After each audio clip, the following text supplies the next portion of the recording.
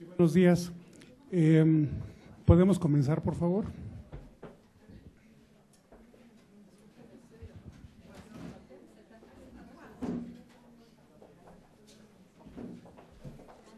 S'il vous plaît.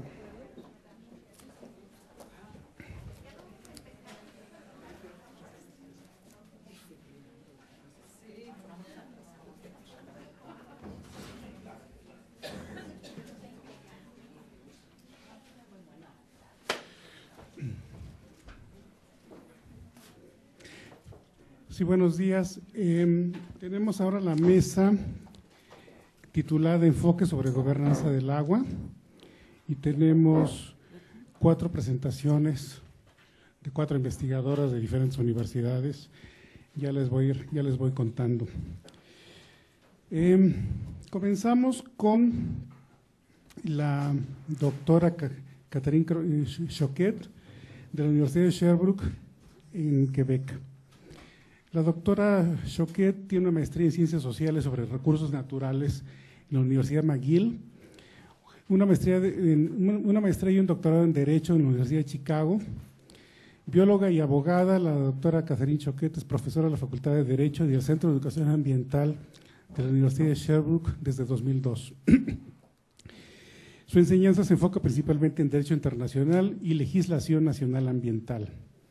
La doctora Choquet es directora del Grupo de Investigación sobre Estrategias y Actores de la Gobernanza Ambiental. Sus investigaciones actuales se centran en la gobernanza ambiental, la gestión del agua, la prevención y resolución pacífica de controversias, el papel del Estado en la protección ambiental y los fraudes medioambientales en los productos financieros. Doctora Choquet, por favor. Buenos días. Es un gran placer estar aquí con ustedes hoy. Desafortunadamente, no hablo español, así que mi presentación será en français. Alors tout le monde est content. Tout le monde est content qu'il y ait une interprète. Alors, c'est moi qui change? Non. Je devrais mettre la bonne. Está en esta carpeta. Sí. Acá. Ici? Ajá, ici. Là. OK. It should be OK. Good. C'est bon? OK. Alors, le Québec renferme 3% des réserves mondiales d'eau douce renouvelable, des milliers de lacs et de rivières qui sillonnent son territoire. On constitue 430 bassins versants majeurs. En fait, le Québec a environ 10% de son territoire recouvert d'eau douce. Selon les statistiques de 2010, la consommation totale de l'eau potable par Québécois est d'environ 795 litres par jour par personne, ce qui constitue qui est supérieur à la moyenne canadienne. Mais si on considère seulement la consommation résidentielle, la consommation moyenne des Québécois se situe à 401 litres par personne par jour, qui est également supérieure à la moyenne canadienne et j'imagine aussi supérieure à la moyenne mexicaine. Alors, en général, au Canada, c'est l'État qui prend toutes les décisions clés qui vont s'imposer aux citoyens. Donc, c'est la forme générale du command and control qu'on retrouve également aux États-Unis, en France et dans la plupart des États. Donc, le système est essentiellement basé sur une normativité étatique qui s'impose aux citoyens et sur le contrôle judiciaire. Mais dans le contexte canadien, on peut se demander d'où vient la norme étatique. Alors, chez nous, au Canada, selon la Constitution qui date de 1867, donc il faut se remettre dans la réalité de cette époque-là, on a décidé de séparer les compétences entre le fédéral, le gouvernement fédéral et le gouvernement provincial. Donc, les compétences législatives ont été séparées et le fédéral a hérité des compétences qui peuvent toucher à la gestion de l'eau, comme par exemple la navigation, les pêches, les cours d'eau internationaux et interprovinciaux, les territoires autochtones, les territoires évidemment qui appartiennent au fédéral. Alors que les provinces ont hérité de d'autres compétences qui peuvent également toucher à la gestion de l'eau, comme par exemple les terres qui appartiennent aux provinces, la forêt, les municipalités, la propriété et les droits civils, l'agriculture, le droit pénal et finalement les ressources naturelles sont de compétences provinciales. Donc, on se retrouve avec une gestion bicéphale de l'eau. D'un côté les provinces, de l'autre côté le fédéral, mais il ne faut pas non plus oublier l'aspect international parce qu'on a une frontière très, très longue entre les États-Unis et le Canada, donc également les traités internationaux. Donc, le Canada, on a des normes fédérales qui vont s'appliquer à tout le Canada et on va avoir les 10 provinces canadiennes qui vont développer leur propre système de gestion de l'eau à l'intérieur de leurs compétences. Si on regarde la gestion de l'eau qui se fait au niveau du fédéral, la structure administrative est la suivante. On a le fédéral, différents ministères qui vont toucher à la gestion de l'eau et la même chose du côté de la province avec ses différents ministères également. Et on a également au niveau de la province une délégation de pouvoir aux MRC qui sont des municipalités régionales de comté, donc qui vont faire l'aménagement du territoire dans un certain secteur et les municipalités également. Donc, les MRC et les municipalités peuvent adopter des règlements qui vont toucher à l'eau, mais seulement si la loi provinciale leur permet. On se retrouve avec plus de 40 lois et règlements, tant fédéraux que provinciaux, plus les ententes internationales qui vont toucher à l'eau. C'est d'une complexité assez sidérante au Canada. En 2002, le gouvernement du Québec a publié une politique nationale de l'eau qui a établi les fondements de la gouvernance de l'eau au Québec. Puis, en 2009, on a une loi, le titre en français, mais je vous l'ai mis en espagnol, c'est la loi affirmant le caractère collectif des ressources en eau et visant à renforcer leur protection. Donc, on ne pouvait pas faire ça simple non plus. Donc, on a cette loi-là. Et cette loi-là est venue confirmer de façon légale les fondements de la gouvernance de l'eau qui avaient été établis dans la politique de 2002. Donc, premièrement, la loi confirme le statut de l'eau, le statut juridique de l'eau, pardon, comme étant une chose commune, une res communes, ou une ressource collective. On ne parle pas ici, et de façon très voulue, d'un bien collectif ou d'un bien commun. C'est vraiment une chose commune ou une ressource collective, et les gens de l'ALENA comprennent certainement pourquoi. Et on parle d'un patrimoine commun de la nation québécoise. L'eau est non susceptible d'appropriation. On ne peut pas être propriétaire de l'eau, sauf exception permise par la loi, et on a un régime, par exemple, de prélèvement de l'eau pour les industries d'embouteillage d'eau, etc. Ce sont des permis, souvent de 10 ans, et on a une interdiction formelle de transférer l'eau à l'extérieur du Québec, en vrac, donc de façon massive. Si l'eau est une ressource commune, une chose commune ou une ressource collective, son accès est toutefois limité par les droits de propriété des rives. Donc, ça veut dire qu'on peut avoir accès à l'eau, mais pas nécessairement au plan d'eau. Donc, les lacs, les rivières sont limités par les propriétaires des rives. Donc, techniquement, on peut avoir, et on a en fait, au Québec, des lacs qui n'ont aucun accès public. Par contre, on pourrait accéder par hydravion parce que la ressource qui est dans le lac, l'eau, appartient à tout le monde. En fait, c'est une ressource commune. La loi établit également 40 bassins versants pour le Québec méridional du Sud pour implanter la gestion par bassin versant. Pour chacun des bassins versants, on a un organisme de bassin versant qui a été créé. Ces organismes de bassins versants sont en fait des tables de concertation et de conciliation qui doivent produire un plan directeur de l'eau pour leur bassin. La composition est obligatoire, donc on doit avoir au sein de ces organismes de bassin, on doit avoir des représentants des industries, du gouvernement, des différents ministères, fédéral et provincial, des membres de la communauté, des citoyens, des associations, etc., et les municipalités. Le plan directeur de l'eau doit être approuvé par le gouvernement, mais il n'est pas contraignant, il n'est pas obligatoire. On va le voir plus tard. La loi repose également sur l'application de plusieurs principes de protection de l'environnement, donc principe du pollueur-payeur, principe de prévention, principe de réparation, principe de transparence et de participation. Et on a également 16 principes de développement durable qui sont énumérés dans la loi du développement durable de 2006. Pour l'instant, l'application du principe de l'utilisateur-payeur comprend un système de redevance pour certains types seulement d'industries.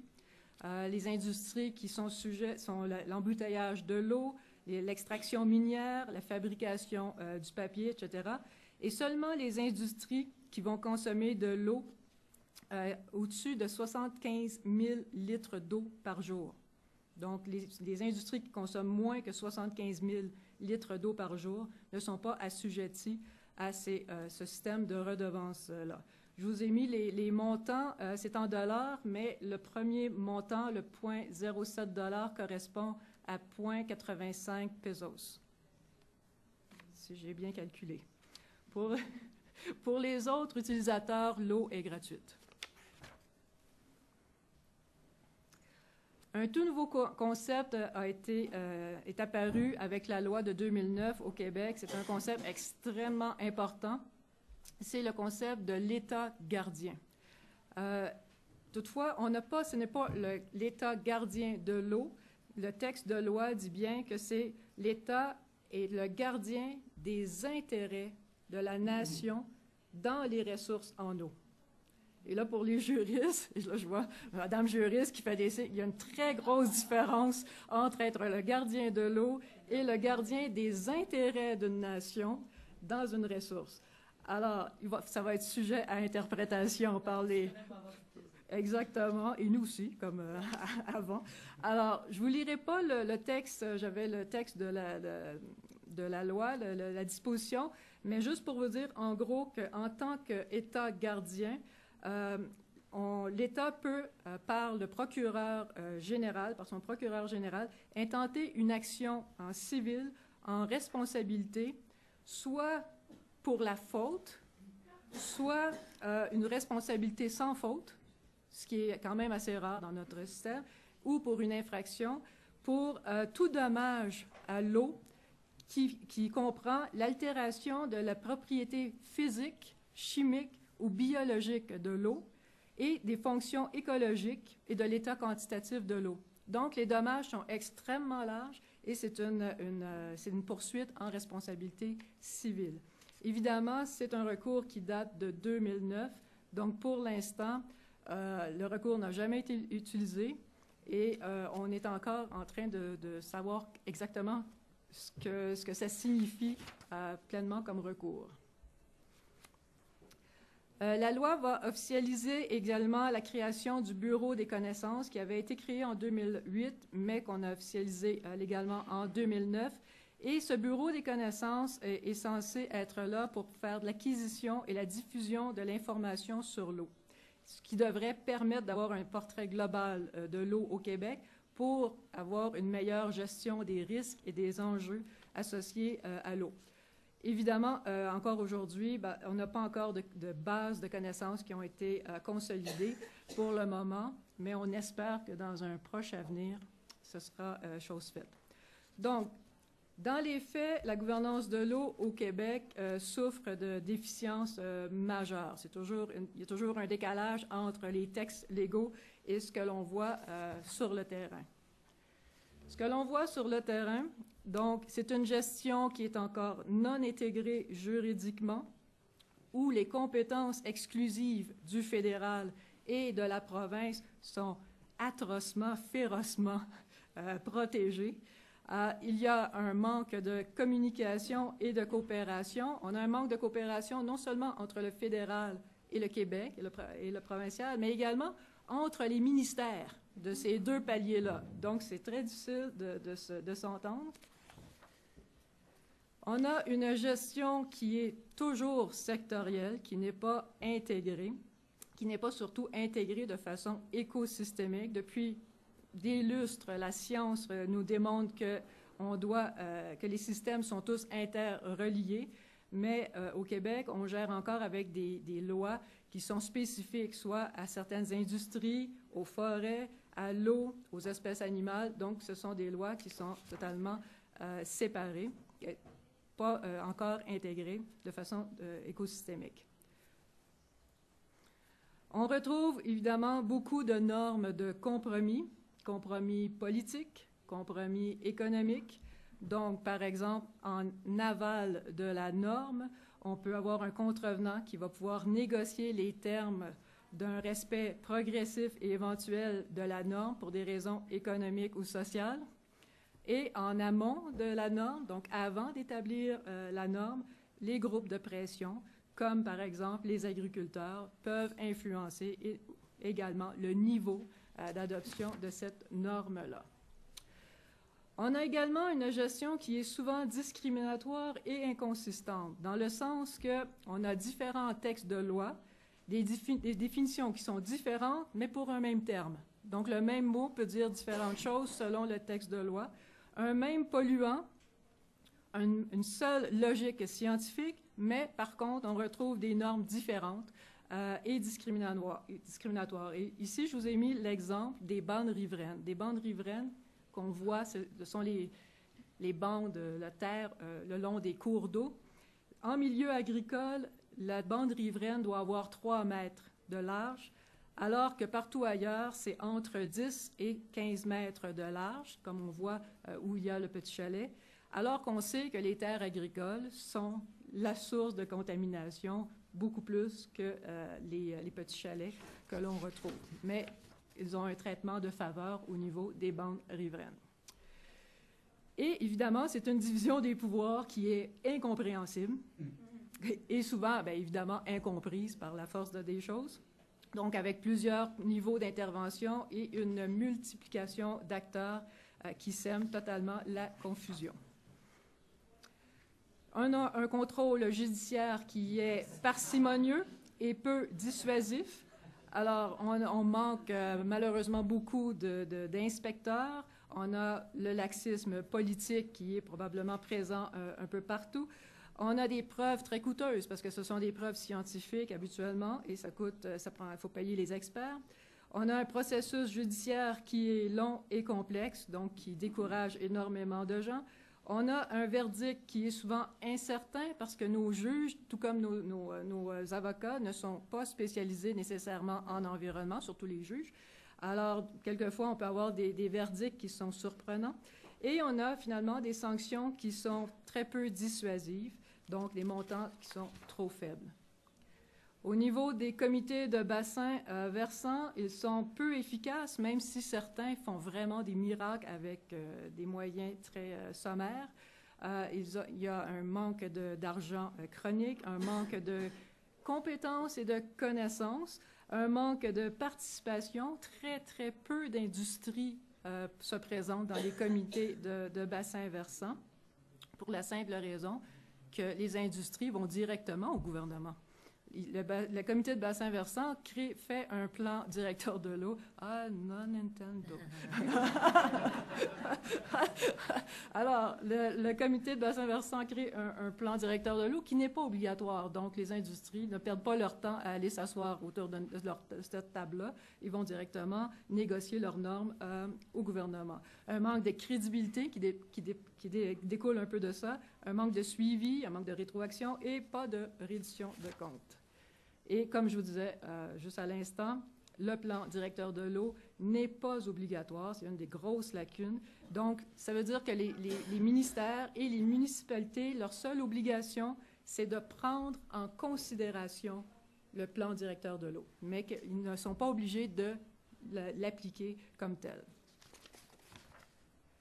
Alors, quelles sont les leçons que nous pouvons tirer de l'expérience de la gouvernance de l'eau au Québec pour concevoir une gouvernance qui serait efficace? Premièrement, un nouveau cadre de gestion basé principalement sur une gestion intégrée par bassin versant, donc une vraie gestion intégrée par bassin versant, et pas seulement de l'eau, mais on pourrait parler de gestion intégrée de l'environnement, ce qui serait plus exact. Une participation de tous les acteurs de l'eau au sein des organismes de bassin versant, donc autant au niveau fédéral que provincial, également au niveau international, quand il y a des Américains qui sont impliqués dans ces bassins versants-là, devraient être invités également les acteurs étatiques, mais aussi les acteurs civils de l'autre côté. Le plan directeur de l'eau devrait être contraignant pour l'État, de toute évidence. Les outils, il devrait y avoir des outils d'aide à les décisions fournis par l'État, une évaluation des résultats et un processus itératif et adaptatif, spécialement maintenant à cause des changements climatiques. Il faut s'adapter à cette nouvelle réalité. Une gestion imputable, donc tous les décideurs doivent être imputables de leur choix auprès de la société, et ça, peu importe le niveau décisionnel des décideurs. Donc, d'un côté, l'État, en tant que gardien des intérêts de la nation, des ressources en eau, doit poursuivre les auteurs des dommages à l'eau, et de l'autre côté, les citoyens doivent pouvoir poursuivre l'État si l'État reste inactif dans ses décisions. Donc, s'ils ne poursuivent pas, les citoyens devraient pouvoir poursuivre l'État pour les forcer à le faire, ce qui ne se fait pas vraiment non plus chez nous. Une gouvernance se doit nécessairement d'être éclairée. Et ça, c'est pour l'ALENA, je pense que c'est un élément extrêmement important. On peut penser à l'établissement de centres de ressources facilement accessibles pour de l'information scientifique et technique, pour de l'information économique, de l'information juridique, de l'information non académique, donc les savoirs traditionnels, que ça vient des citoyens, que ça vient des peuples autochtones. Les industriels aussi possèdent des savoirs qu'on devrait partager. Donc, toute une banque de données. Et c'est ici que les universitaires, je pense, peuvent venir en appui à la gouvernance de l'eau, à la gouvernance environnementale en général, en partageant notre expertise, nos connaissances scientifiques, notre savoir disciplinaire, mais d'une façon intelligible, de façon que les gens puissent le comprendre et l'intégrer facilement.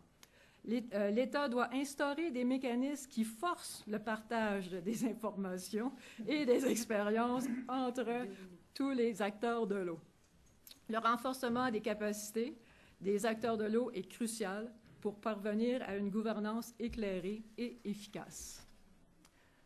Alors, on doit avoir très certainement les normes, une justification des normes. Donc, les normes doivent être justifiées par un test objectif pour déterminer si la pertinence de la norme ou de l'action qu'on va entreprendre et rendre le processus plus transparent, et ce, à tous les niveaux décisionnels.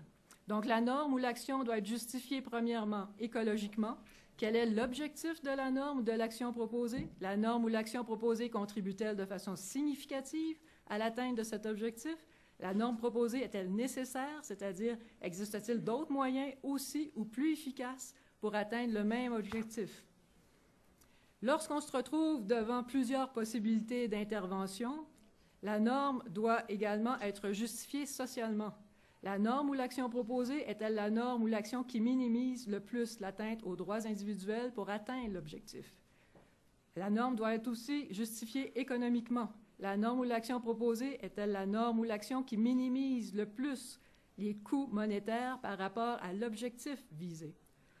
De plus, dans certains cas, on peut se demander qui est le mieux placé pour assumer ces coûts, l'État ou les individus. L'État devrait fournir des outils d'aide à la décision et à la résolution de conflits. Et ça, c'est un gros manque chez nous. En cas de conflit ou lors de décisions touchant à l'environnement et à l'eau en particulier, l'État devrait obliger la présence de personnes spécialisées en conciliation, en facilitation et en médiation. Ces personnes doivent avoir une formation multidisciplinaire en écologie, en économie, en droit et en résolution alternative des conflits. À partir de septembre 2014, l'an prochain, à l'Université de Sherbrooke, on va offrir une telle formation aux étudiants.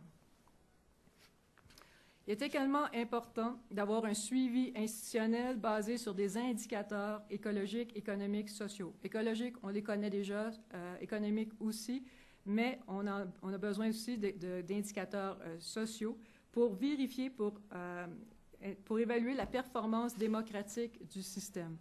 Par exemple, on a développé il y a quelques années des indicateurs sociaux pour l'eau, regroupant des indicateurs légaux, politiques, civils, qui mesurent la performance du processus et des retombées en termes d'équité, de moyens disponibles, de renforcement des capacités et également on a proposé des contrôles indépendants comme les ombudsmen. Je ne sais pas si c'est une notion qu'il y a ici au Mexique. Donc, vous avez des exemples, vous n'avez pas besoin de lire ça, là, mais c'est des exemples d'indicateurs sociaux. Ici, vous en avez un indicateur légal qui évalue la participation des acteurs de l'eau. J'ai presque fini. On a aussi des indicateurs politiques qui peuvent établir la volonté des États de participer à la protection de l'eau.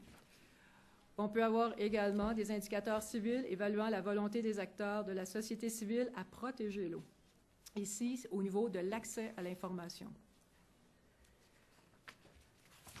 Donc, dans cette approche, le rôle de l'État est principalement de fournir un cadre de gestion structurant pour tous les acteurs de l'eau, étatiques et non étatiques, qui travaillent en synergie. L'État fournit aux acteurs une structure opérationnelle contraignante pour encadrer la prise décisionnelle et assurer le partage des compétences et des savoirs. Une gouvernance participative peut alors s'organiser, favorisant l'efficacité de la norme consensuelle. Un suivi institutionnalisé assure que l'approche est évolutive, qu'elle prend acte des résultats de la gestion, des changements environnementaux et qu'elle adapte la norme de façon itérative. Dans ce modèle, le droit devient processuel. Il vise à encadrer le processus décisionnel et le suivi de l'effectivité de la norme pour s'assurer de la représentativité des groupes décisionnels, de la légitimité des décisions, de s'assurer que les décisions soient éclairées et prises au bon niveau décisionnel, de s'assurer que les décideurs soient imputables, s'assurer que les décisions font l'objet d'un suivi et que le processus rectifie ses erreurs et s'adapte aux changements. Finalement,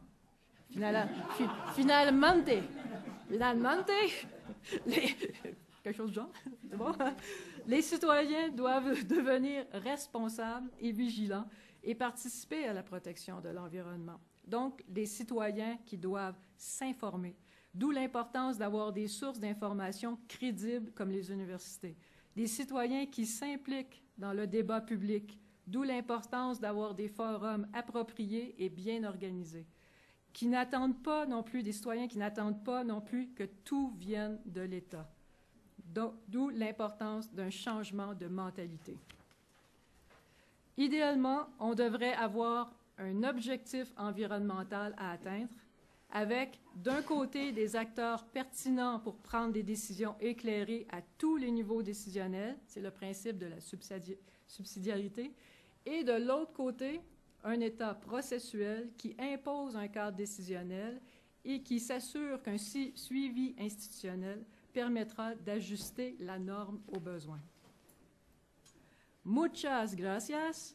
Ustedes serán los bienvenidos en la nieve.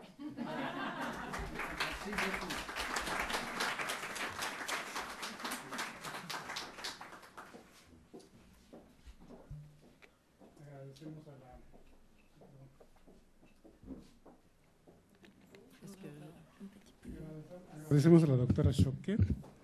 Y ahora va a participar Ximena Celis Barquera, quien es licenciada en Administración de Empresas por el Tecnológico de Monterrey y maestra en Cooperación Internacional para el Desarrollo por el Instituto Mora. Ximena Celis es consultora para diversas organizaciones internacionales, para diversas empresas privadas y para varias empresas multinacionales también. En la actualidad se encuentra laborando en cuestiones sobre proyectos de cooperación internacional para el desarrollo a nivel local desde una perspectiva medioambiental en América Latina, específicamente en temas de agua y saneamiento. Ximena nos va a hablar de gobernanza del agua y participación ciudadana en México. Tiene la palabra. Gracias, gracias al CISAN por la invitación. Y bueno, vamos a hablar el tema de la gobernanza del agua en México y cómo es que se está llevando a cabo la participación ciudadana, y vamos a tomar un caso de estudio en específico para ejemplificar esto.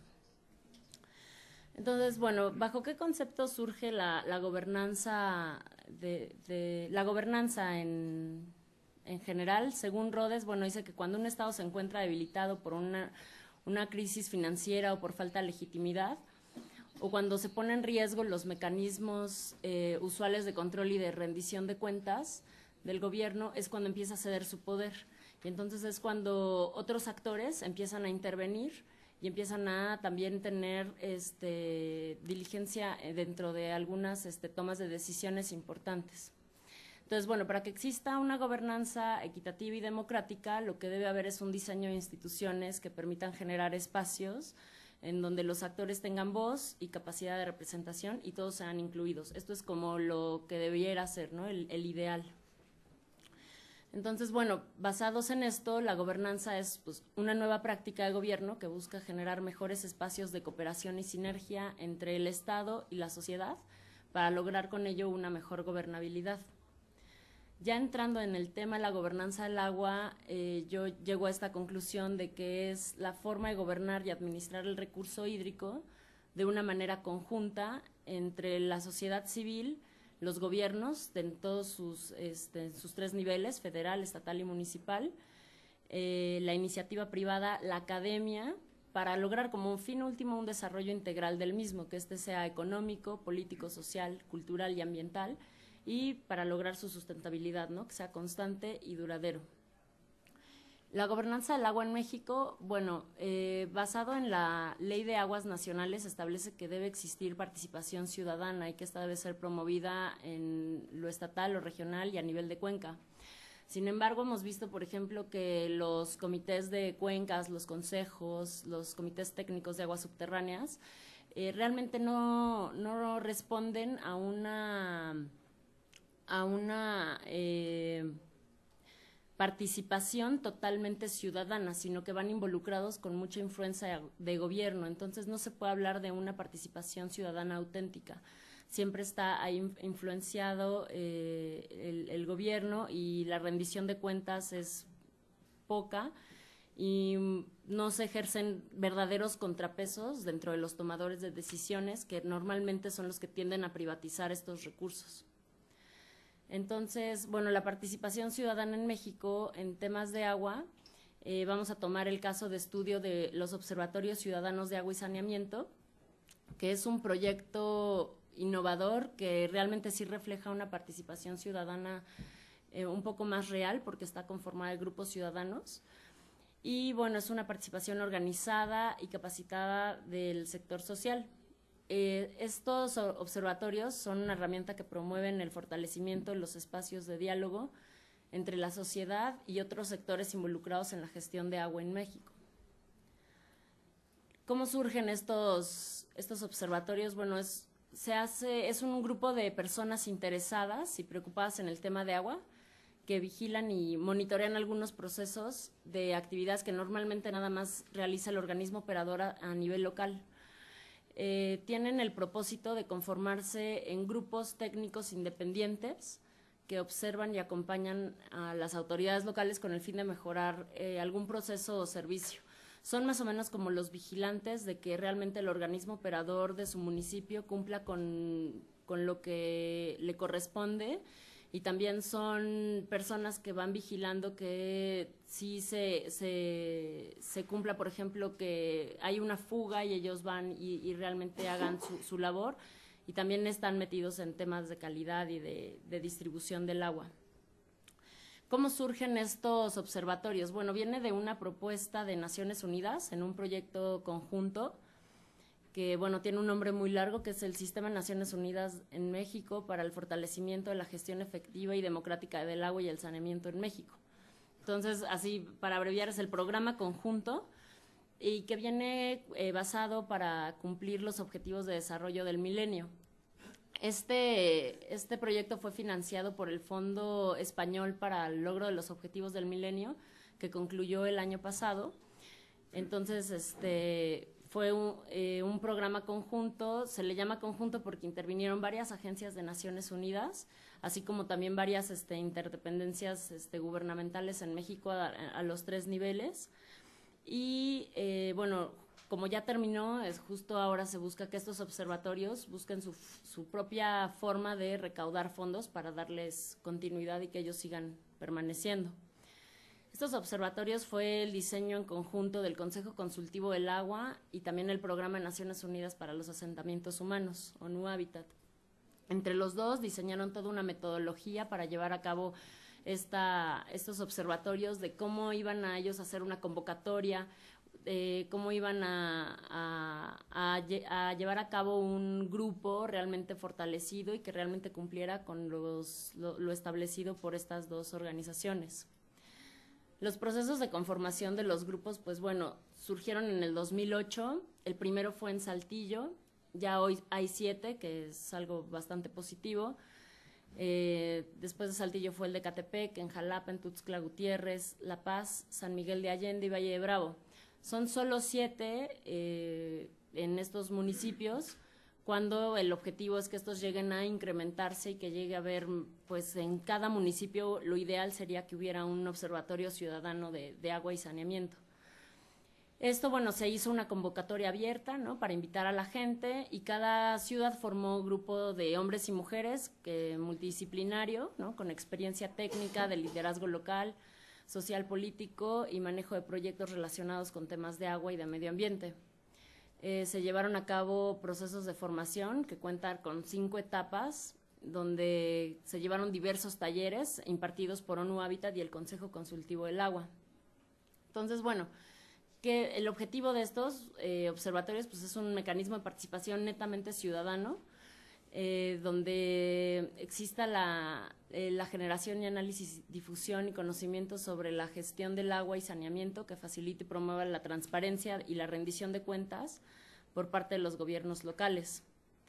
Y bueno, los beneficios que han aportado estos observatorios es hacer presente la gobernanza del agua a nivel local, la continua comunicación entre ciudadanos y organismos operadores, porque se ha creado un puente en donde los ciudadanos ya pueden hablar directamente con el organismo operador y estos les pueden, los escuchan, les abren las puertas y realmente se genera ahí una sinergia interesante para fomentar una buena gestión del agua a nivel local. Hay una concientización del problema de agua en las ciudades y también la autoridad local. Existe el apoyo en la educación del agua y también, bueno, pues se obtiene información del órgano operador y ciudadanos, y con ello se genera una nueva metodología para definir el estado de los servicios de agua y su problemática con la percepción ciudadana. Bueno, la responsabilidad para lograr una gobernanza del agua debe haber responsabilidades por parte del organismo operador, debe haber responsabilidades ciudadanas y responsabilidades mutuas. Por parte del organismo operador, la responsabilidad es brindar un servicio adecuado, que tenga una calidad y una cantidad buena, constante. Debe haber transparencia en el manejo del recurso y también debe haber una rendición de cuentas efectiva. Por parte del ciudadano debe haber una utilización del recurso responsable. Debe pagar el servicio en tiempo y forma y también debe tener un entendimiento normativo de cómo operan los organismos operadores y también un entendimiento operativo. Las responsabilidades mutuas es que debe haber apertura de ambas partes, debe haber una cooperación y colaboración entre ellos, objetividad y entendimiento de intereses y confianza, ¿no?, entre ellos. Los ciudadanos, bueno, las condiciones que debe tener esto para que sea un proyecto replicable es que los ciudadanos deben de estar comprometidos e interesados en realizar un observatorio ciudadano en su ciudad. Si esto no existe, es imposible que realmente existan observatorios ciudadanos. Realmente aquí esto es fundamental. Debe haber pues apertura del gobierno y del organismo operador a escuchar a estos ciudadanos. Si el organismo operador está cerrado, pues es imposible también que lleguen ciudadanos a querer incidir. También por el momento se está pensando que el tamaño de la ciudad debería ser ciudades medianas. Por ejemplo, en el DF se puede, a pesar de que es pues, una ciudad grande, puede llegarse a hacer a nivel delegacional, por ejemplo, que exista un observatorio ciudadano en cada delegación.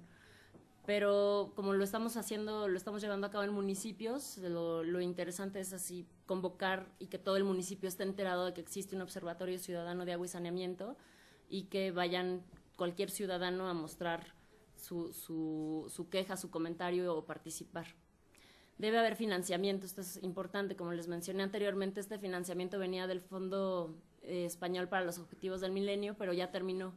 Entonces, es importante que muchos organismos, observatorios, ya se están, por ejemplo, posesionando legalmente como asociaciones civiles, para de esa forma también ellos poder obtener recursos y poder seguir en el tiempo.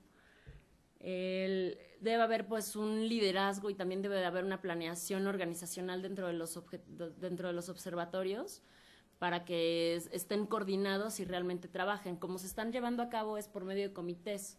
Normalmente el grupo ciudadano se divide en comités con base, de acuerdo a lo que cada uno de los integrantes prefiere o tiene mayor experiencia. Y entonces se crean 3 comités, entre 3 y 4 comités diferentes, y cada comité va trabajando en paralelo y va llevando a cabo sus avances. Y es de esta forma en cómo han ido funcionando y trabajando estos observatorios. También debe haber un entendimiento de las relaciones de poder y debe haber un mapeo previo de incidencias, bueno, existentes para evitar duplicar esfuerzos, ¿no? Porque si se llega ya a un municipio donde ya hay alguna iniciativa ciudadana en temas de agua, pues hay que unir fuerzas y no crear una nueva, ¿no? Entonces también previo a que se logre desarrollar un observatorio ciudadano, se debe hacer un mapeo de actores y si realmente ya existe algo. Los impactos que han tenido estos observatorios en la sociedad civil, bueno, es que el tema del agua está dentro de la agenda, que existe ya una ciudadanía organizada, que haya acercamiento de actores de gobierno con los ciudadanos, que existe capital social interesado en temas de agua y los ciudadanos cada vez se van empoderando más en estos temas, que empieza a haber una sensibilización de la sociedad, empiezan a constituirse o a representarse, o a representar a la sociedad civil, se empiezan también a constituir como asociaciones civiles, empieza a haber una incidencia en políticas públicas, ¿no? Esto es algo que se quiere lograr a un largo plazo, que realmente el gobierno incluya a la voz ciudadana en la toma de decisiones para una gestión de política pública eficiente. También, como ya se empiezan a formar más observatorios, se empieza a formar una red de observatorios a nivel nacional. Y esto es bien interesante porque se quiere hacer cada año un encuentro de redes donde ellos compartan sus lecciones aprendidas, sus experiencias, y esto se empiece a hacer cada vez más grande. Empieza también una continuidad en acciones con el gobierno y el órgano operador, y bueno, se empiezan a hacer recomendaciones sustantivas que el gobierno empieza ya a tomar en cuenta. Por parte del gobierno, los impactos que ha tenido es, pues, bueno, que ya empieza a haber una apertura de espacios para la participación ciudadana, que en muchos municipios no existía. Empieza a haber unas buenas prácticas de participación, empiezan a conocer la percepción ciudadana, porque muchas veces los gobiernos manejan sus propios indicadores y no realmente corresponden a lo que la ciudadanía piensa o ve cómo se está dando el servicio, la calidad del agua. con esto ya el organismo operador ya tiene un conocimiento de lo que el ciudadano piensa y con ello puede llegar a realizar una mejor gestión. También empieza a priorizar con esto, con tener el conocimiento de la percepción, empieza a priorizar pues, acciones con base en la información otorgada por el ciudadano y también empieza a haber un capital social de trabajo. Hasta el momento el sector privado, que también debe estar incluido las industrias, es el que ha estado un poco más delegado, ¿no? Relegado y bueno, ellos han tenido alguna interacción con la voz ciudadana, han podido optimizar, por ejemplo, su gestión del agua y sobre todo ha habido como transferencia de tecnología y mayor competitividad para ellos. También ha habido pues un intercambio de buenas prácticas en el consumo del agua. Entonces, bueno, como conclusiones de estos observatorios es que son un ejemplo de lo que debe empezar a ser una gobernanza, ¿no? No es que ya en México podamos hablar de que tenemos gobernanza del agua, sino que son pequeños esfuerzos que con el tiempo se espera que vayan aumentando, pero yo creo que es un buen ejemplo de un inicio de gobernanza. Es un proyecto ciudadano que hoy pues está consolidado y fuerte en estos 7 municipios en donde se encuentra. La idea es que se empiecen a replicar cada vez más y que, bueno, les han dado voz a muchos ciudadanos comprometidos e interesados en tener una mayor gestión del agua. Y, bueno, con ayuda de ONU y del Consejo Consultivo ellos han podido pues platicar, todavía no han llegado a un tema de incidir en política pública, pero sí ya han platicado inquietudes, ¿no? con gobierno. Y bueno, que existe un gran interés en los ciudadanos pues para que esto se siga dando y colaborando dentro de esta iniciativa. Algunas autoridades locales en ciertos municipios se han dejado ver su interés y entusiasmo en colaborar con los OCAS. Y bueno, es primordial para que estas nuevas formas de interactuar y operar sean continuas y que perduren, ¿no? Ese es el objetivo, que cada vez haya más y que estos observatorios no nada más sean una cuestión de un programa conjunto que vino de Naciones Unidas, sino que después de que ya no tienen ellos el recurso o el apoyo de ellos directamente, ellos puedan seguir creciendo y puedan seguir y se puedan seguir replicando en otros municipios del país, ¿no? Entonces, bueno, esto es, sabemos que el agua pues, es un recurso vital para todos y que requiere del esfuerzo y cooperación para hacerlo sustentable.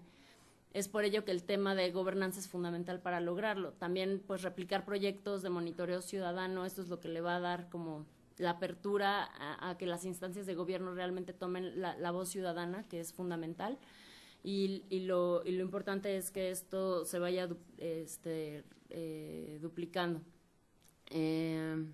Sí, que se fomente el trabajo colectivo, coordinado, la cooperación entre ellos, que sea transparente, acceso a la información, donde realmente se responda a las necesidades de todos.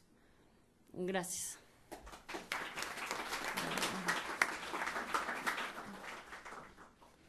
Agradecemos a Ximena Celis del Consejo Consultivo del Agua por su presentación. Y ahora toca el turno a María Márquez Dorantes de la Universidad del Este de Inglaterra en Norwich. Ella va a hablar sobre la plataforma de cooperación en el manejo de los recursos hídricos de la frontera México-Estados Unidos, hacia una estrategia de ganador-ganador. Tiene la palabra María Márquez, por favor. Gracias. Buenas tardes. Agradezco la invitación de Edith y del CISAN para presentar este tema. Bueno, la estructura de esta presentación parte de unas preguntas de investigación y para responder a estas me baso principalmente en 2 temas, que es la gestión de aguas transfronterizas y lo que son las plataformas de cooperación, para finalmente proponer una plataforma de cooperación y arrojar algunas conclusiones preliminares.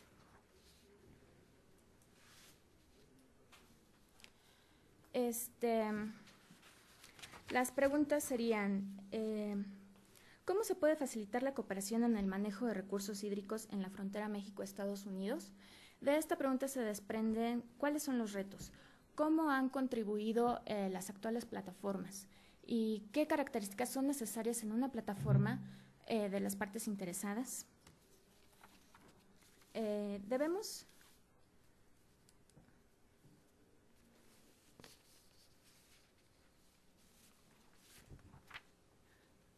en cuanto a gestión de aguas transfronterizas, hay que ver en primera instancia el papel que tiene el agua en dos conceptos claves: la seguridad nacional y la seguridad hídrica. La seguridad nacional, entendida como la capacidad de una nación para superar las amenazas multidimensionales, particularmente la dimensión de territorio, ambiente e infraestructura. Y la seguridad hídrica, entendida como la mejora de la seguridad y resiliencia de agua potable de la nación y de las infraestructuras de aguas residuales esenciales para garantizar el suministro de agua limpia y segura para todos. Debemos aclarar que las aguas transfronterizas corresponden tanto a aguas superficiales como a aguas subterráneas. Aunque la mayoría de la información y el desarrollo institucional se ha enfocado en las aguas superficiales, son las aguas subterráneas las que presentan el mayor reto en cuanto a disponibilidad de información y el desarrollo institucional. Son bien conocidas las cifras de 2.019 kilómetros y 858 kilómetros de frontera de los ríos Bravo y Colorado, pero poco se sabe acerca de la disponibilidad de agua en los acuíferos de esta frontera, por lo que es necesario contar con la cooperación de agencias de ambas naciones para la generación de esta información. El caso más avanzado sería la cooperación que se ha dado para la información de los acuíferos en la zona de las ciudades del Paso y Ciudad Juárez. La gestión integral de cuencas hidrográficas tiene por objeto establecer un marco de coordinación mediante el cual todas las administraciones y agentes implicados en la planificación de cuencas hidrográficas y la gestión puedan reunirse para desarrollar un conjunto de políticas acordadas y estrategias de tal manera que un enfoque equilibrado y aceptable de la gestión de la tierra, el agua y los recursos naturales se pueda lograr. El enfoque de cuenca pretende centrarse en la aplicación de principios de la gestión integral de recursos hídricos sobre la base de una mejor coordinación entre las entidades de gestión de operación y agua dentro de una cuenca hidrográfica, con un enfoque en la asignación y entrega confiables de servicios que dependen del agua de una manera equitativa. En el caso de cuencas internas, la toma de decisiones comprende a autoridades nacionales, estatales y municipales, a usuarios de los sectores agrícola, industrial y urbano, a organizaciones civiles y la academia. Pero en el caso de cuencas transfronterizas, la complejidad legal y política se duplica, además de las autoridades y agencias de cada país, tenemos que incorporar a los estados y municipios transfronterizos, a sus respectivos usuarios, sus respectivas organizaciones civiles y centros de investigación. Y más allá de eso, también necesitamos organizaciones binacionales, como es el caso de la Comisión Internacional de Límites y Aguas, y la principal dificultad que se impone es que, por tratarse de dos naciones, los actores no pueden interactuar libremente, sino que lo tienen que hacer a través de sus gobiernos. Es por ello que la gestión de los recursos hídricos transfronterizos ha recaído principalmente en el ámbito gubernamental, desde la creación de la Comisión de Límites y Aguas. Sin embargo, la gestión integral de recursos hídricos demanda la interacción de todos los actores. El reto que hoy enfrenta la gestión de aguas transfronterizas es facilitar la incorporación de actores como los usuarios multisectoriales, las organizaciones de la sociedad civil y las distintas universidades y centros de investigación a la toma de decisiones. Otros retos se refieren a la información y la capacidad institucional. La caracterización del agua como un recurso que no es estático, sino que fluye continuamente, requiere continuamente que se monitoreen variables cualitativas y cuantitativas. Si bien la incorporación de todas las partes interesadas puede ayudar a generar esta información necesaria, un reto es la compartición de la información, pues ya sea que por razones geopolíticas, estratégicas o cualquiera que sea, algunos actores pueden ser renuentes a compartir su información. La diferencia de capacidades entre los actores puede ser una dificultad para el diálogo múltiple. Esto no solo por la diferencia de capacidades institucionales entre ambos países, sino entre los diversos tipos de actores. Si bien los organismos gubernamentales deben promover el desarrollo de capacidades de aquellos actores nacionales que lo necesiten, es también deseable que exista una cooperación binacional para el desarrollo de capacidades. La relación México-Estados Unidos tradicionalmente ha sido una relación de desigualdad en términos económicos, políticos, sociales y culturales. Sin embargo, como dos naciones, desde el punto de vista del derecho internacional, se trata de iguales. Reconociendo esta ambivalencia, es necesario destacar la importancia de arreglos institucionales formales e informales para la resolución de problemas relevantes para ambas naciones. Dados los hechos del 11 de septiembre de 2001, la agenda nacional e internacional de Estados Unidos ha girado en torno a la seguridad. La relación con México se transformó para poner énfasis desde el punto de vista de Estados Unidos en la seguridad. A la par, la relación de México en la agenda con Estados Unidos ha intentado poner en la mesa de negociación el tema de la migración. Si bien el tema de recursos naturales se ha tocado, este ha sido desde el punto de vista de la seguridad nacional y también gracias al avance de la agenda ambiental dentro del escenario internacional. La situación actual de Estados Unidos implica que el tema más importante de su política interna actualmente gira en torno al déficit fiscal, en tanto que en la política externa, la geopolítica de la seguridad y los recursos lo lleva a enfocarse en Medio Oriente. México, a pesar de ser una nación vecina, no ha logrado posicionar su agenda al nivel de estas preocupaciones. Dada esta situación, ¿cómo es que los distintos actores pueden resolver los problemas propios de las cuencas transfronterizas? Para ello se propone una plataforma de partes interesadas, pero antes de adentrar en ello, se van a introducir algunos conceptos. Primero, el de cooperación. La cooperación es la acción de trabajar en forma conjunta hacia el mismo fin, propósito o efecto. La cooperación ocurre cuando los actores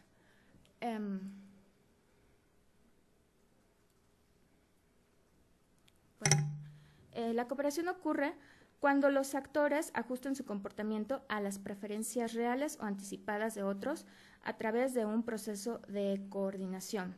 Y como señala Keohane, la cooperación no tiene lugar en ausencia de conflicto, sino que tiene lugar en aquellas situaciones en las que los actores perciben que sus políticas están realmente o potencialmente en conflicto. Conflicto es aquel que se da… esta es otra presentación. Conflicto es aquel que se da cuando las partes desean llevar a cabo actos que son mutuamente inconsistentes. Wagner clasifica el conflicto como el no politizado, el politizado, el seguritizado, el oportunizado y el violentado. En la relación México-Estados Unidos en cuanto a manejo de aguas, los 5 han tenido lugar, aunque actualmente pues abundan los primeros casos. Una plataforma de cooperación puede entenderse como una estructura que soporta el intercambio de puntos de vista y de diseño de estrategias de acción conjunta para alcanzar resultados concretos hacia la resolución de un problema. Las partes interesadas son las personas, grupos o instituciones que se ocupan o tienen un interés en los recursos hídricos y su gestión, al afectar o ser afectados por las políticas, decisiones y acciones del sistema. Una plataforma de partes interesadas entonces se define como un órgano de toma de decisiones voluntaria o estatutaria que comprende a las distintas partes interesadas que perciben el mismo problema de gestión de recursos, se percatan de las estrategias de acción que deben llevarse a cabo de manera conjunta para resolver el problema. Barnard tipifica las plataformas de partes interesadas como redes sociales, grupos de enfoque, organizaciones de servicio, organizaciones de manejo de crisis, alianzas de acción y organizaciones de manejo de cuenca. Para entender estas múltiples interacciones es necesario adoptar un enfoque sistémico. Así, un sistema adaptable complejo se define como una colectividad de agentes que al interactuar entre sí y adaptarse al entorno, produce fenómenos sofisticados o propiedades emergentes que no son el resultado directo de las propiedades inherentes a los agentes individuales que lo conforman.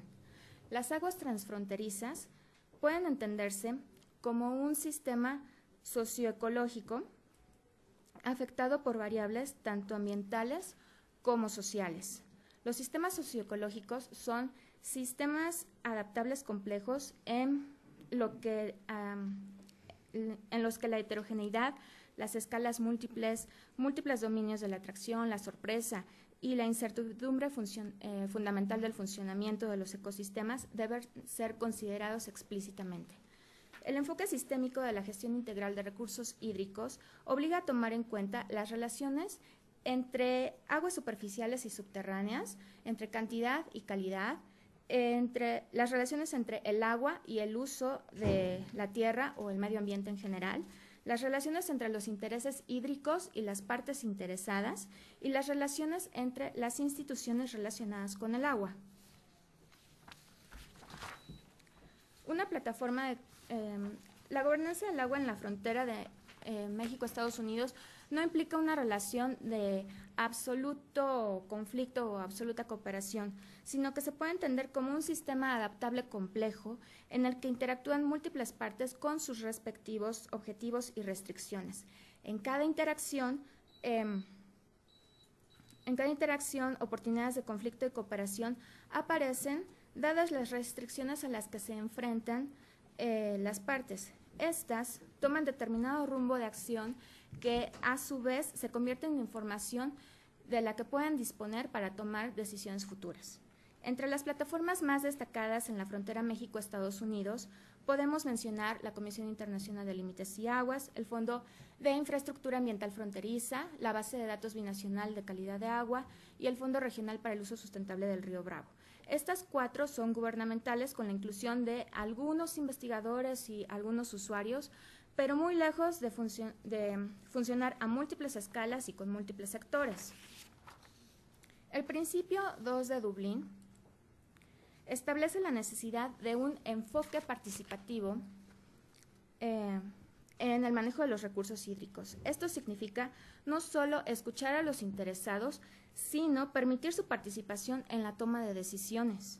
Los procesos de cooperación a nivel local pueden ser facilitados por plataformas de múltiples actores o alianzas de aprendizaje colectivas que reúnan a representantes gubernamentales, usuarios de múltiples sectores, la sociedad civil, las universidades y otros institutos de investigación, así como el sector privado. Su desarrollo de manera física no es suficiente. Se deben aprovechar las tecnologías de comunicación para que el diálogo quede grabado en una plataforma virtual con acceso democrático. Se propone una plataforma de información que facilite la participación y cooperación de todas las partes interesadas en la resolución de la problemática de los recursos hídricos en la frontera México-Estados Unidos. La plataforma ha de evidenciar los objetivos y restricciones de cada categoría de partes interesadas, así como de individuos pertenecientes a estas categorías. Las partes interesadas son invitadas a participar en la plataforma, complementando con más objetivos y restricciones o con argumentos que descarten los propuestos inicialmente. No solo se fomenta la crítica a los demás, sino también la autocrítica. La participación puede ser pública o anónima, a título personal u oficial. Las partes interesadas pueden votar por cada argumento en una escala que vaya del completo desacuerdo al completo acuerdo. Si bien es necesario un ajuste para nivelar la participación de individuos, por ejemplo, hay muchísimos usuarios, millones de usuarios, pero hay tan solo miles de empleados gubernamentales. La plataforma permitiría a los actores compartir y solicitar cuanta información sea relevante para el sector: legislación, leyes, normas, reglamentos, decretos, etcétera, tecnología en desarrollo y en el mercado, investigación en general, estadísticas, etcétera. Se pueden evitar duplicaciones aprovechando plataformas ya existentes, como es el caso de los portales de información, bases de datos en cuanto a calidad y cantidad, y también incluyendo vínculos a páginas de Internet ya existentes. Una participación vital es la de instancias gubernamentales, pero es importante que otros actores, empresas, académicos, sociedad civil organizada, etcétera, también contribuyan. De esta forma, no solo se democratiza el acceso a la información, sino también la difusión y aplicación de la información, pues suele ocurrir que ciertos tipos de conocimiento llegan a ser tomados en cuenta y utilizados en la ejecución de políticas, programas y proyectos, mientras que otros son descartados por los intermediarios y nunca llegan al público en general. La plataforma facilitaría criterios de búsqueda que destaquen oportunidades de cooperación o puntos de conflicto. Los participantes también pueden proveer sugerencias para solucionar conflictos o puntos de compromiso, o proponer acciones que pueden llevarse a cabo dados los puntos de cooperación. Por ejemplo, si si el Comité de Cuenca de El Paso y el Comité de Cuenca de Ciudad Juárez pueden tener un conflicto debido a la extracción de recursos hídricos del acuífero, y dado que se utiliza la información de en los últimos 5 años las tasas de infiltración y las tasas de extracción han sido tal y tal, entonces se sugiere esta acción. La acción sería que tienen que proponer nuevos límites de extracción y fijar también normas de monitoreo. Entonces, los actores pueden contactar a otros actores para discutir las propuestas. Se pueden crear alertas sobre elementos específicos: actores, cooperación, conflictos, información, propuestas. Como en el caso de los argumentos, las propuestas pueden ser votadas. Si bien este es un mecanismo informal, puede dar pie a mecanismos formales como plebiscitos y apoyar los debates legislativos para llegar a mecanismos formales. La plataforma debe ser un recurso electrónico que facilita el intercambio de información y puntos de vista, pero para que exista una verdadera participación y diálogo no debe limitarse a un foro virtual que quede en el olvido, sino que también debe llevarse de manera física a las partes interesadas, realizar grupos de enfoque y campañas de difusión que permitan el involucramiento de la mayor cantidad posible de personas, y realizar talleres y mesas de discusión que incentivan la creatividad y la cooperación, pues así se va a generar la información que va a alimentar la plataforma. Esto es particularmente relevante para el caso de las personas que no tienen acceso a las tecnologías de la información. Así es que se les puede incluir. También se puede contribuir no solo con información, sino con la traducción de esta información, no solo del inglés al español y viceversa, sino la traducción de tecnicismos y otros datos complejos. Asimismo, la plataforma debe entenderse como una infraestructura de conocimiento que ha de operar a largo plazo y no un programa que quede en el olvido ante un cambio de administración. Para ello es necesario que todos los participantes la adopten, la hagan suya y que no quede bajo el dominio de una organización en particular. Esta propuesta no es una solución personal a la problemática del agua en la frontera, sino una invitación a integrar todas las soluciones propuestas de forma organizada, de tal forma que se reconozcan todas las responsabilidades, compromisos y avances hacia la solución del problema.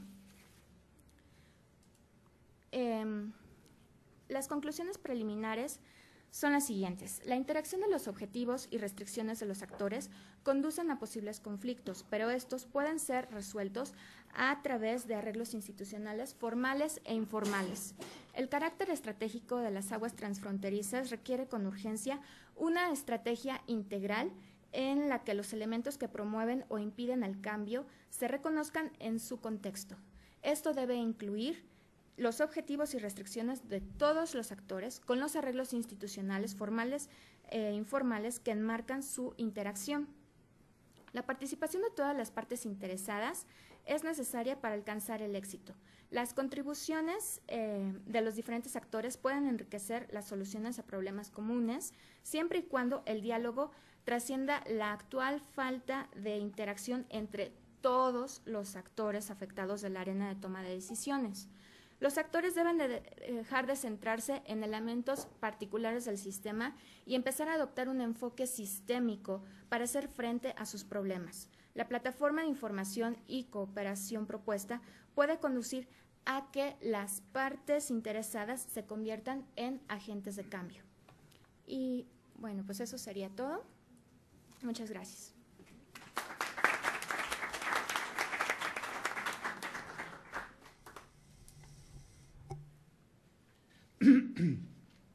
Agradecemos a María Márquez su participación y ahora pasamos a la participación de la doctora Rosario Pérez Espejo del Instituto de Investigaciones Económicas de la UNAM. ¿Tiene presentación en PowerPoint?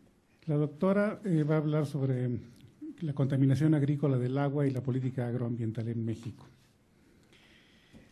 La doctora es maestra en Ciencias por el Colegio de Posgraduados y doctora en Ciencias por la UNAM. Es investigadora titular del Instituto de Investigaciones Económicas de esta universidad.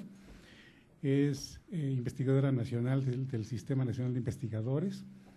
Es tutora y profesora del posgrado en Economía y tutora del posgrado en Ciencias de la Producción y Salud Animal de la Facultad de Medicina Veterinaria y Zootecnia de la UNAM. Es autora de 4 libros y coautora de 4 libros más. Ha publicado más de 100 artículos en revistas nacionales e internacionales y 33 capítulos en libros y ha presentado numerosas ponencias. Actualmente desarrolla los proyectos Beneficios Económicos y Ambientales del proyecto de biodigestores en granjas porcinas y Seguridad Hídrica y Alimentaria en México. El primero ni siquiera entiendo el título. La doctora es experta, como han visto, en temas agropecuarios y de medio ambiente y la relación con el medio ambiente. Tiene la palabra.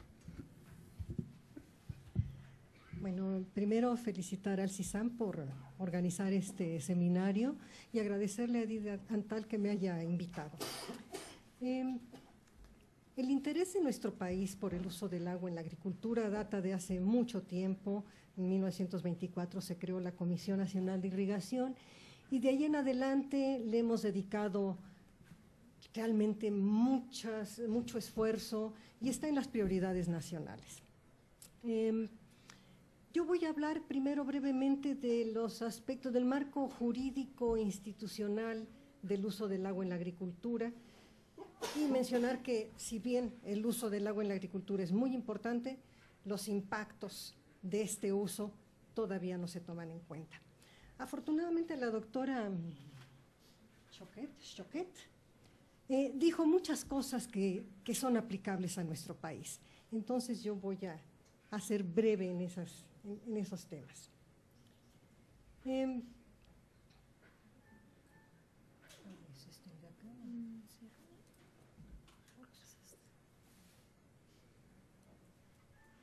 ¿Por qué no pasa? Bueno, ¿le quieres dar un push down allá? Porque por alguna razón. Gracias. Parto de 3 premisas. Primero, que la agricultura es la principal usuaria del agua, no solamente en México, sino en muchísimos países.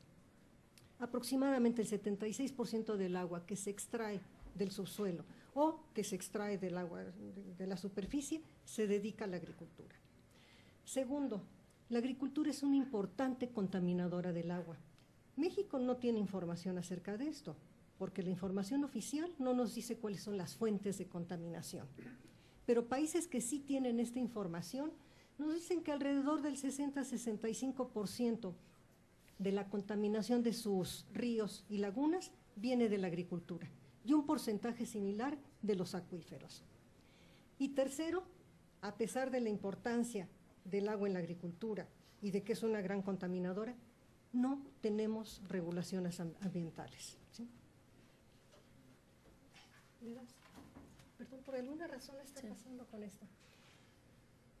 Como ya lo mencionó la doctora Choquet, la parte de marco jurídico es muy compleja, muy vasta. En México también tenemos una principal ley que es la Ley de Aguas Nacionales, pero también tenemos la Ley General del Equilibrio Ecológico y la Protección al Ambiente, y de estas dos leyes solamente podemos extraer un artículo de la primera y otro de la segunda que tiene que ver con la contaminación difusa. Está el reglamento de la Ley de Aguas Nacionales, un reglamento obsoleto de 1992, mientras los principales cambios que se le hicieron a la ley son de 2004. El reglamento se quedó en la década de los 90. Y además la Ley de Aguas Nacionales en este momento está en proceso de cambio. El principal instrumento de la política hídrica en México es el Programa Nacional Hídrico, y ahora ya hay programas hídricos por cuenca.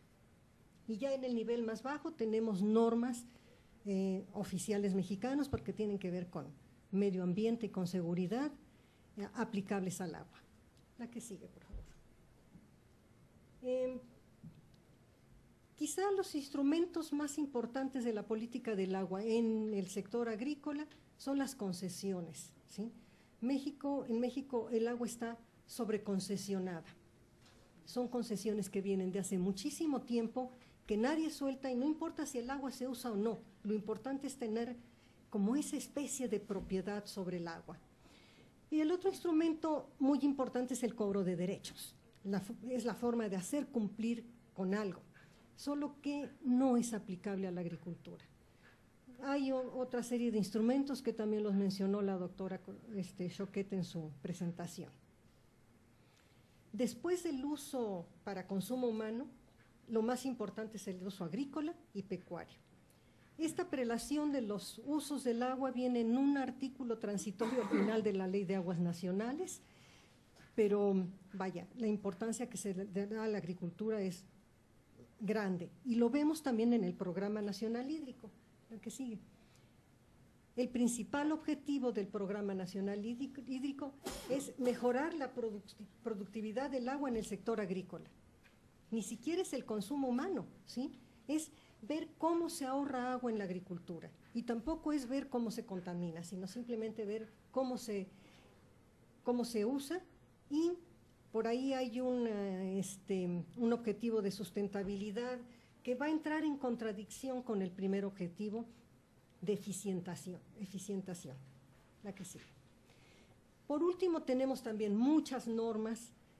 Semarnat tiene 4, Conagua 14, Secretaría de Salud 6, pero aplicable a la agricultura no hay ninguna, a menos de que entendamos por agricultura más sector ganadero, y entonces sí, aquellas actividades que tienen una descarga que se puede ir a ver, analizar, detectar, se aplica la norma 001 sobre descargas de aguas nacionales. Esto nada más es para la porcicultura y para los establos lecheros. Todo lo demás está desregulado. La que sigue, por favor. Bueno, entrando en el tema, además, ya dijimos que el 76% del agua se usa en agricultura y tenemos una superficie de riego de 6.5 millones de hectáreas. Es una superficie muy importante a nivel internacional inclusive. En teoría, la tercera parte de la superficie agrícola tiene riego, y esta superficie se divide en dos grandes sectores. El sector de distritos de riego, que es donde están los grandes productores, pero también hay muy pequeños en distritos de riego, y la otra mitad está en lo que se conoce como unidades de riego para el desarrollo rural, urderales, que son más de 39,000. Y de esas casi no tenemos información. Cómo usan el agua, cómo la gestionan, cómo la administran, solamente está a nivel de estudio antropológico y sociológico de alguna urderal en algún estado del país. la eficiencia del riego es bajísima. Se pierde muchísima agua entre la presa, en la conducción, para que llegue a la parcela, y se pierde también en la parcela. La eficiencia está entre un 30 y 45%, y por eso el Programa Nacional Hídrico tiene como objetivo principal mejorar esa eficiencia. Ahora, el problema es que, todavía no, por favor, es que históricamente no se han regado más de 2.5 millones de hectáreas. Bueno, si oficialmente hay 6.5, ¿qué falta? ¿Qué pasa con las 4 millones de hectáreas? Bueno, es tierra que ya está ensalitrada, es tierra donde ya no hay agua, es tierra donde hay muchísimos problemas de tipo ambiental. Entonces, entre las 6.5 millones de hectáreas oficiales y los 2.5 que realmente se riegan, hay un problema inmenso del uso de agua en el país. Bueno, si uno se pregunta por qué se contamina tanto el agua en la agricultura, yo vería que hay razones de tipo directo e indirecto. Entre las directas es porque los agricultores todavía llevan a cabo prácticas inadecuadas. Tiene 60 años la Revolución Verde, la usamos mal, ¿sí? Ya no es que la Revolución Verde tenga un paquete depredador de recursos naturales, lo puede tener o no tanto si las prácticas fueran buenas. El otro problema directo es que los agricultores tienen una percepción sesgada del impacto de su actividad en el agua. Siempre hay alguien que es el culpable de contaminar el agua. Nosotros estudiamos un distrito de riego que está en Guanajuato, en el Alto Río Lerma, y bueno, el culpable es Pemex, SFE, es el corredor industrial de Celaya, pero los agricultores no lo aceptan. Entonces, mientras ellos no se den cuenta que su actividad tiene un impacto en el agua, va a ser muy difícil que modifiquen sus prácticas. Y hay causas indirectas, pero importantísimas, que son políticas públicas erróneas. ¿Como cuáles? Bueno, como el hecho de que teniendo una agricultura que es tan heterogénea, el agua es gratuita para todos, ¿sí? No debería de serlo. Muchos grandes agroexportadores reconocen que ellos no necesitan que les subsidien ni el agua, ni la energía eléctrica para extraer el agua de los pozos, ni los fertilizantes. Hay una cantidad de insumos subsidiados que hacen que su uso sea inadecuado. Y a todo esto, además de las políticas erróneas, están las no políticas que deberíamos de tener para vincular la producción agrícola con sus impactos ambientales. La que sigue, por favor.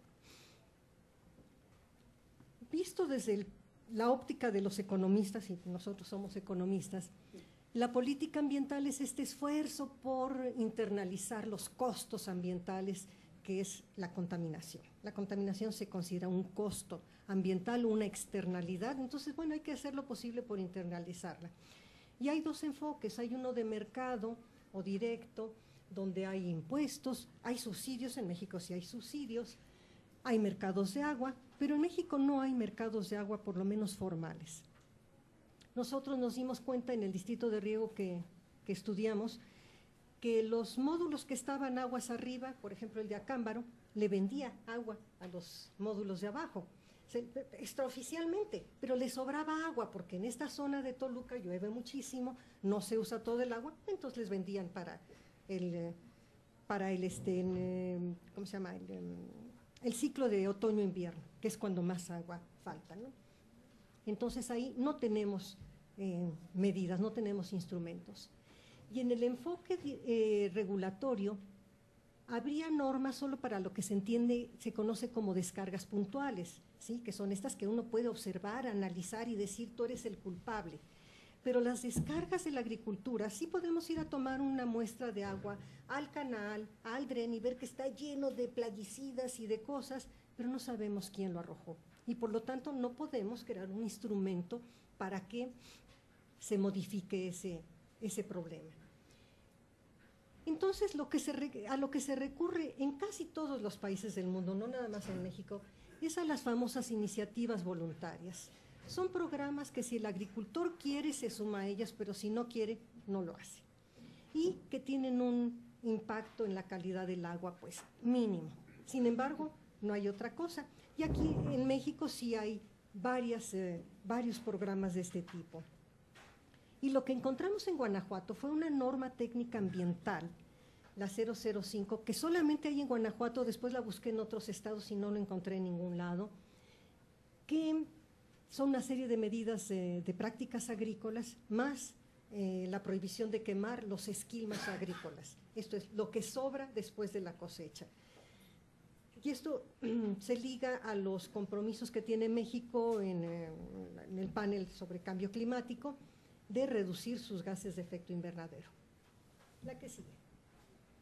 Bueno, nuestro estudio, sacamos un libro que se llama justamente así, Agricultura y Contaminación del Agua. Se realizó en la cuenca del Lerma-Chapala, que es una de las cuencas más importantes de México, una de las más contaminadas, una de las más estudiadas también, y en el distrito de riego más importante, que es el 011, Alto Río Lerma. Este distrito de riego está prácticamente todo en el estado de Guanajuato, que es un estado que tiene 1,000,000 y pico de hectáreas agrícolas y la mitad está bajo riego, ¿sí? Y la otra mitad, que tiene temporal, es de una sequía absoluta, donde la agricultura ya prácticamente no se puede llevar a cabo, donde el acuífero está totalmente sobreexplotado y donde hay problemas de competencia por el agua muy fuertes entre el crecimiento urbano, la agricultura, la industria, y al río que se le deja, nada, ¿sí? Cuando viene el ciclo de primavera-verano, se cierran las compuertas y el río no recibe nada, todo se va a los canales de riego. Al río no hay quien lo defienda, no hay una ley que abogue por él. La que sigue, por favor. Bueno, en este trabajo nosotros levantamos una encuesta de 145 cuestionarios a los agricultores.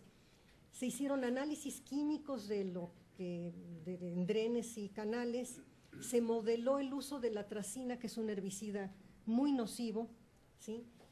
Se analizó también la percepción de los agricultores con una escala que se llama escala de Likert, y se vieron cuáles serían las prácticas sustentables y las no sustentables, y cuáles eran las políticas públicas que se aplicaban en ese distrito de riego. La que sigue. Lo que encontramos es que prácticas sustentables, menos del 1% de la tierra se dejaba en descanso. O sea, se le saca absolutamente todo, y como hay una pérdida orgánica con la cosecha, entonces se usa una cantidad de fertilizantes enorme, que también contaminan y degradan el suelo. Entonces, para esa pérdida orgánica, más fertilizante, y se entra un círculo vicioso de uso de fertilizantes y de pérdida de materia orgánica del suelo. Un porcentaje muy pequeño de agricultores usaba composta. Un porcentaje muy pequeño controlaba biológicamente las plagas. Se usan plaguicidas que están prohibidos en el mundo, que están prohibidas en México y están subsidiados. Las empresas que producen y comercializan plaguicidas no pagan IVA. Por lo tanto, el costo del plaguicida en el costo total de producción del agricultor es bajísimo, era el 2%. Entonces usaban paratión metílico, que es tremendo, y les resultaba muy barato. Claro, tenían problemas de salud, sobre todo de la persona que aplica el plaguicida. Nos reportaron casos de muertos, de mareos, de vómitos, de hospitalizaciones por el uso de plaguicidas, como la diapositiva que pasó la doctora de esta niña tomando agua en un envase de plaguicida. Casi todo el mundo tira el plaguicida, lo quema a cielo abierto, a pesar de que hay un programa de campo limpio para reciclar. Claro, primero hay que enjuagarlos 3 veces, ¿y dónde se enjuagan? En el río, y quedamos en lo mismo, ¿no? Labranza de conservación, que es algo que se tendría que estar haciendo, no lo realizan más que el 7% de los agricultores, y el 6% reconoció que los quema, que está totalmente prohibido. Lo quema mucho más gente. Si ustedes van por el mes de, creo que es noviembre, cuando ya va a iniciarse la siembra de invierno, es una humareda por todas partes. Lo que sigue, por favor. El problema de los plaguicidas es fundamental. Nos encontramos problemas que se presentan en Turquía, en la India y en todas partes, y es que los agricultores no conocen la nocividad de los plaguicidas. Los agricultores no están capacitados para usarlos, casi ninguno ha tomado un curso de entrenamiento. Los agricultores manejan mal los envases, los queman y se tiran a la basura sin tratamiento. Y además, no solamente se sobreusan plaguicidas, sino que se usan plaguicidas para un cultivo cuando no se deberían de usar en ese, sino en otro. Me quedan 2 minutos y voy a terminar en 2 minutos. La que sigue, por favor. Ahora bien, los agricultores, ¿por qué contaminan? Bueno, desde el punto de vista del, pues yo digo que ¿cómo se llama?, del cinismo de los economistas, es que están maximizando sus ingresos cuando el costo de contaminar es cero, porque nadie los obliga a hacer algo. El costo de los plaguicidas es muy bajo, no perciben el problema como tal y tenemos una política que subsidia todo y que no castiga por ello. La que sigue, por favor. Bueno, desde el punto de vista legal tenemos 2 artículos, uno de la LEGEPA que dice que para evitar la contaminación del agua, o sea, la contaminación difusa, se debe regular, bueno, queda sujeto a regulación federal o local, todo esto que contamina el agua, ¿sí? Pero en el momento que dicen federal o local, no lo hace ninguno, ni la federación, ni el gobierno local. Entonces no se aplica, es letra muerta. Y la Ley de Aguas Nacionales dice que es la comisión la que tiene que promover normas para que la aplicación de sustancias que pueden contaminar el agua cumpla con esas normas, pero no hay esas normas. Entonces, lo que proponemos es que, la que sigue, que esas 2, bueno, nos vamos a saltar la norma técnica ambiental de Guanajuato, que les decía son prácticas muy sustentables, pero que la norma la saca el Instituto de Ecología de Guanajuato, la quema de esquilmos lo vigila la Procuraduría Estatal y la Secretaría de Agricultura, de Desarrollo Agropecuario Estatal, ni la conoce. Entonces, los que saben de agricultura no conocen las normas y entonces tampoco se aplica. ¿Cuáles serían las conclusiones? Bueno, primero, no autorizar plaguicidas que están en las categorías 1A y 1B de la Organización Mundial de la Salud, pero de ya, ¿por qué se aprueban en México? ¿Por qué se comercializan si están prohibidas en todas partes? Hay una organización que se llama Cicoplafest, que es la comisión intersecretarial donde está todo el mundo, Semarnat, Agricultura, Salud, pero ¿qué hacen? Autorizar la aplicación. Entonces vamos a mandar un correo aquí a la doctora usted diciendo que Cicoplafest no sirve para nada. Segundo, crear una coordinación agroambiental. No es posible que el ministerio encargado de la producción agrícola y el que protege el ambiente no tengan que ver uno con otro. Tienen que hacer algo para trabajar juntos, porque grandes sectores de la economía quedan desregulados, quedan haciendo cualquier cosa, dañando el medio ambiente.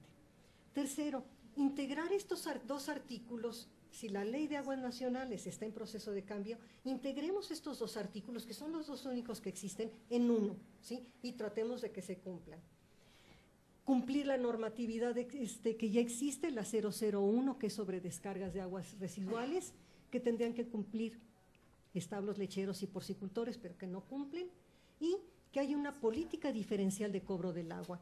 Los pequeños productores no tienen por qué pagarla, si ellos producen para autoconsumo. Entonces, ¿cómo es que además van a pagar el agua?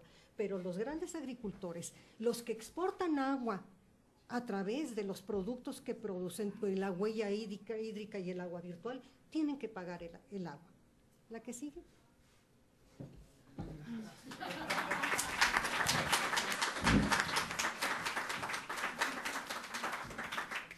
Bueno, yo agradezco también aparte de las intervenciones, la brevedad.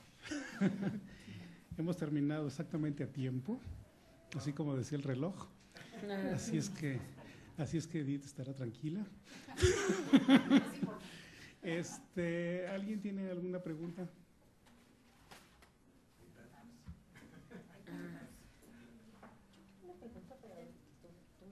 A ver. Sí, a mí me llamó mucho la atención lo que planteó la doctora Catherine Choquet sobre el hecho de que está prohibido sí, ¿verdad? Exportar agua de la provincia de Quebec a otros lugares, pero me pregunto si la exportación indirecta, justamente el agua virtual que va en todos los productos que fabrica la provincia y que supongo que sí exporta, se tiene contemplado y se analiza desde esa óptica de la famosa huella hídrica. Juntamos las preguntas. ¿Hay alguna otra intervención? Usted. Sí. Buenos días, gracias. Dados los contrastes de las exposiciones que van de lo macro a lo micro, de lo endógeno a lo exógeno, como academia y dado lo internacional que está aquí sentado y exponiendo sus razones, ¿de qué manera se puede evaluar? Bueno, de hecho, de alguna manera ya lo evaluaron, pero la situación que enfrenta el mundo de la escasez del agua, la contaminación por parte, hace rato se mencionaba los transgénicos, y los transgénicos es una de las situaciones que prevalecen aquí, por ejemplo, en Latinoamérica, se están usando mucho eso y la contaminación que le genera al agua. Hay un sinnúmero de artículos, digo, no los puedo citar por nombre ni por título, pero ven la afectación que hace el transgénico en el agua, así como se lo acabo, la generación de aquí de alimentos que se exporta el agua, es una manera de exportar el agua. Entonces, ¿qué se puede hacer? Por ejemplo, el Golfo de México tiene una cantidad inmensa de masa muerta. Por ejemplo, Estados Unidos, cómo vierte toda su contaminación hacia acá, hacia la parte baja de la frontera, y va bajando y desemboca en el Golfo de México. ¿Qué hacen? Por ejemplo, Estados Unidos, el principal contaminante, y por ejemplo, hablaban del Tratado de Libre Comercio. ¿Qué hace, por ejemplo, el Tratado de Libre Comercio en ese tipo de situaciones? Gracias. ¿Quieren contestar, por favor?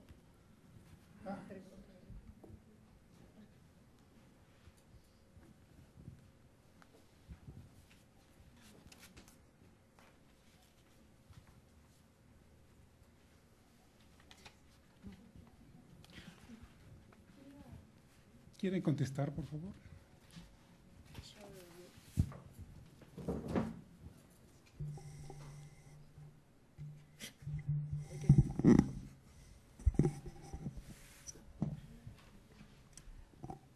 En fait, par rapport à l'exportation de l'eau, non, on ne considère pas l'eau qui, évidemment, qui rentre dans les produits de consommation qu'on exporte. Il faut comprendre que la réalité au Québec ou au Canada en général est extrêmement différente de la réalité mexicaine. On commence à peine à réaliser qu'on est des grands consommateurs d'eau. On n'a pas une longue histoire de gestion de l'eau, encore moins de gouvernance de l'eau. Ce qui n'est pas surprenant, parce que vous aviez l'air surprise qu'on refuse d'exporter massivement l'eau. On exporte l'eau en bouteille.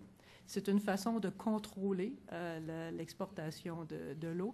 Et c'est une façon, on n'avait jamais contrôlé, on contrôlait la contamination de l'eau au Québec. Mais la quantité d'eau, on n'avait jamais pensé être obligé de contrôler la quantité d'eau, puisqu'on est très, très favorisé de ce côté-là. Sauf qu'on a une réalité aussi au Québec, c'est que les gens habitent tous à la même place. Donc, c'est pas comme si on n'avait pas besoin de prévoir. Ça ne veut pas dire qu'on n'aura pas de pénurie d'eau chez nous non plus, parce que le Québec est extrêmement grand, mais tout le monde est à la même place. Donc, étant donné qu'on n'est pas encore très loin dans la planification, dans la gestion de notre eau, on a empêché l'exportation de l'eau. Une des raisons était évidemment pour ne pas que ça devienne un bien commercial, pour ne pas que ça entre dans le commerce international avec l'ALENA et le GATT. Et tant qu'on ne sera pas capable de gérer convenablement notre eau, je pense qu'on est mieux de la garder pour l'instant. ¿Alguien más quiere comentar algo?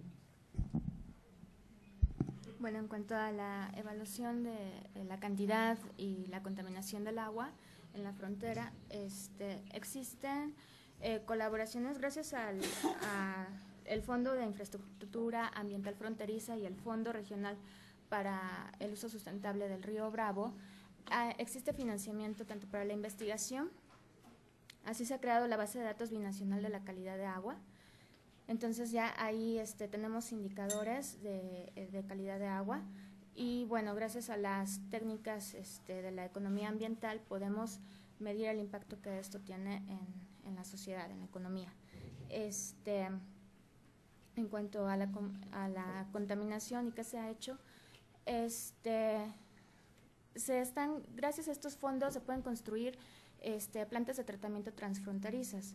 El problema es que como que se están dando pasos de bebé cuando el problema es enorme, ¿sí?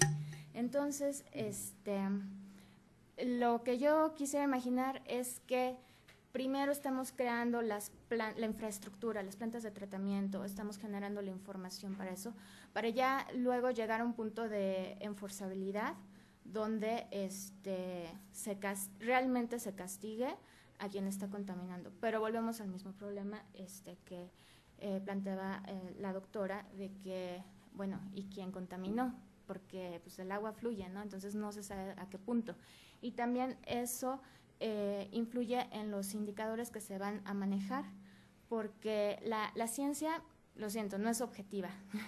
La ciencia tiene usos políticos. Entonces, uno notará, no soy especialista en ingeniería ambiental, pero si tomo una muestra en un punto, me va a salir un resultado, si tomo la muestra en otro, me va a salir un resultado totalmente diferente, ¿no? Bueno, pues agradecemos la atención de ustedes, agradecemos la participación de nuestras ponentes.